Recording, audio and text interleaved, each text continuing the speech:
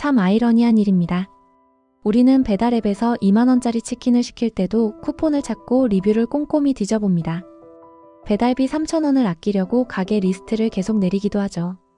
그런데 정작 내 피 같은 전 재산이 걸린 투자는 어떻습니까? 퇴근길 지하철에서 스마트폰으로 친구가 보낸 카톡 하나를 봅니다. 야, 이거 요즘 대박이래. 무조건 오른다. 혹은 유튜브에서 누군가 추천하는 영상을 보고 그 말 한마디에 내 소중한 퇴직금, 결혼 자금을 덜컥 태워버립니다. 어려운 약관이나 기업 분석 리포트는 읽어볼 생각도 없습니다. 그냥 매수 버튼을 누르는데 3초도 걸리지 않습니다. 남들이 다 좋다니까 괜찮겠지.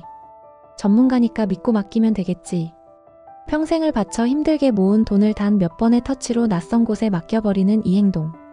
도대체 우리는 왜 내 전 재산 앞에서는 이렇게 대범해지고 무모해지는 걸까요? 이유는 간단합니다. 어렵기 때문입니다. 금리, 환율, PER, PBR 같은 용어가 낯설고 두렵기 때문에 그냥 남이 떠먹여주는 대로 따라가고 싶은 겁니다. 하지만 냉정하게 말씀드리겠습니다. 그것은 투자가 아니라 순진함입니다. 상식적으로 한번 생각해 보십시오. 내 귀에까지 도달하는 정보는 이미 더 이상 1급 기밀 정보가 아닙니다. 이미 잔치는 다 끝났는데 뒤늦게 들어가서 남들이 먹고 남긴 계산서만 내가 다 뒤집어 쓰는 꼴이나 다름없습니다. 안녕하세요. 부자들은 보법이 다르다. 부보다입니다. 아무리 밤새워 일하고 악착같이 돈을 모아도 이 능력, 즉 돈을 지키는 능력이 없으면 그 돈은 모래성처럼 순식간에 무너져 내릴 수 있습니다. 우리가 반드시 금융 문맹에서 탈출해야 하는 이유를 지금부터 4가지 관점에서 살펴보도록 하겠습니다. 1. 운전면허 없이 고속도로를 달리는 사람들. 금융 지식 없이 자본주의 사회를 사는 것은 마치 운전면허도 없이 차를 몰고 고속도로에 나가는 것과 같습니다. 운전대를 처음 잡은 사람도 운이 좋으면 사고 없이 갈 수도 있습니다. 도로가 뻥 뚫려 있고 날씨가 맑다면 말이죠. 이것은 경제가 호황일 때와 같습니다. 시장이 좋을 때는 누가 무슨 투자를 해도 돈을 법니다. 그때 우리는 착각합니다. 아, 나 투자에 소질 있나 봐. 투자 별거 아니네. 하지만 문제는 도로 위에는 언제나 변수가 존재한다는 겁니다. 갑자기 폭우가 쏟아지거나 앞차가 급정거를 하거나 예상치 못한 빙판길을 만날 수 있습니다. 이런 위기 상황이 닥쳤을 때 운전법을 모르는 사람은 어떻게 될까요? 브레이크가 어디 있는지 핸들을 어떻게 꺾어야 하는지 모르기 때문에 속수무책으로 당할 수밖에 없습니다. 단 한 번의 사고로 모든 것을 잃을 수도 있습니다. 금융과 투자도 똑같습니다. 금리가 급격하게 오르거나 경기가 침체되는 위기가 오면 금융 지식이 없는 사람들의 자산부터 가장 먼저 그리고 가장 처참하게 무너져 내립니다. 남들이 좋다는 주식을 공부 없이 따라 사고 이해하지 못한 파생상품에 가입하는 것은 내가 탄 차의 브레이크가 어디 있는지도 모르고 엑셀을 밟는 것과 같습니다. 사고가 나는 건 시간 문제일 뿐입니다. 2. 자본주의라는 게임의 룰. 우리는 좋든 싫든 자본주의라는 거대한 게임판 위에서 살고 있습니다. 바둑을 두려면 바둑 규칙을 알아야 하고 축구를 하려면 축구 룰을 알아야 하듯 자본주의에서 살아남으려면 돈의 규칙을 알아야 합니다. 그런데 참 이상합니다. 우리는 초등학교부터 대학교까지 무려 16년 넘게 공부를 합니다. 미적분을 풀고 영어 문법을 달달 외웁니다.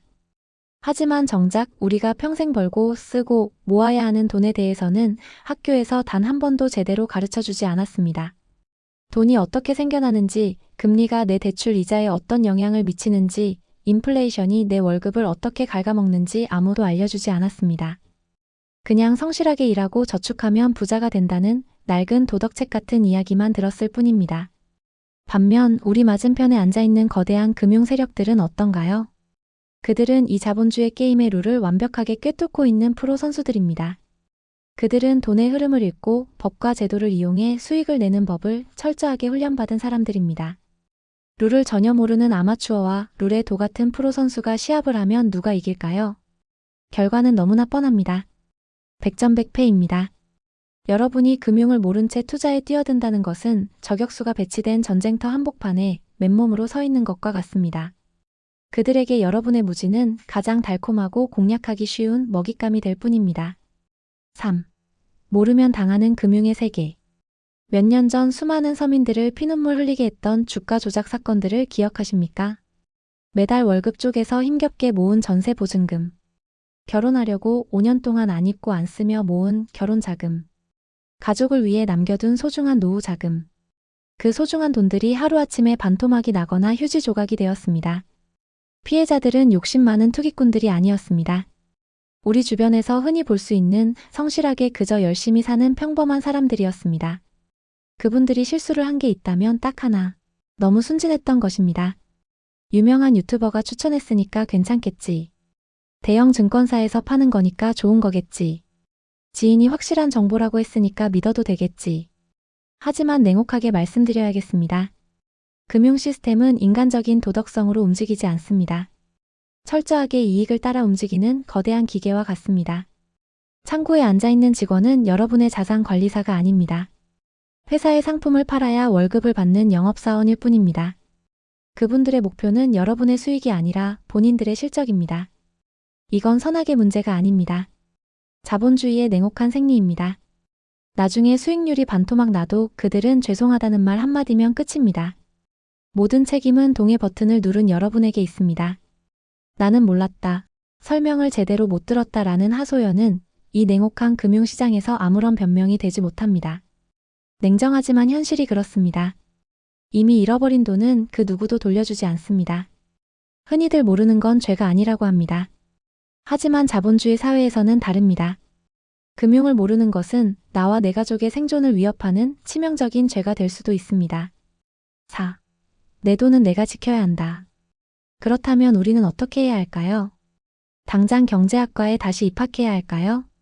아니면 전문 서적을 쌓아놓고 공부해야 할까요? 아닙니다. 거창한 경제학자가 되라는 말이 아닙니다. 최소한 내 돈이 어디로 흘러가고 있는지, 이 상품에 투자했을 때 내가 이룰 수 있는 최악의 상황은 무엇인지, 이 두 가지는 내가 직접 설명할 수 있어야 한다는 뜻입니다. 투자의 귀재 워렌 버핏은 이렇게 말했습니다. 자신이 이해하지 못하는 곳에는 절대 투자하지 마라. 이 간단한 원칙 하나만 지켜도 우리는 큰 돈을 잃지 않을 수 있습니다. 친구가 좋다고 해도, 전문가가 추천해도, 뉴스에서 난리가 나도 내가 그 구조를 이해하지 못하면 1원도 넣지 마세요. 모르는 것에 돈을 넣는 행위는 투자가 아니라 투기입니다. 어렵게 생각하지 마세요. 하루에 단 20분이라도 좋습니다. 스마트폰으로 연예 기사를 보는 대신 경제 뉴스를 클릭해보세요. 모르는 용어가 나오면 그냥 넘어가지 말고 검색해보는 습관을 들이세요. 처음에는 외계어처럼 들리던 말들이 어느 순간 하나둘씩 이해되기 시작할 겁니다. 금리가 오르면 왜 주가가 떨어지는지, 환율이 오르면 내 생활비가 왜 비싸지는지, 세상의 돈이 도는 원리가 보이기 시작할 겁니다. 그렇게 쌓인 금융 지식은 때로는 여러분의 자산을 불리는 창이 되고 때로는 사기꾼이나 잘못된 상품으로부터 내 돈을 지키는 가장 튼튼한 방패가 되어줄 것입니다. 우리는 너무 열심히 일합니다. 하기 싫은 일도 꾹 참고 아픈 몸을 이끌고 출근합니다. 그렇게 힘들게 번 돈을 허무하게 잃어버리기엔 여러분의 땀방울이 너무나 소중하지 않습니까?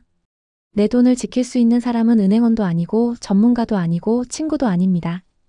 오직 거울 속에 있는 여러분 자신뿐입니다.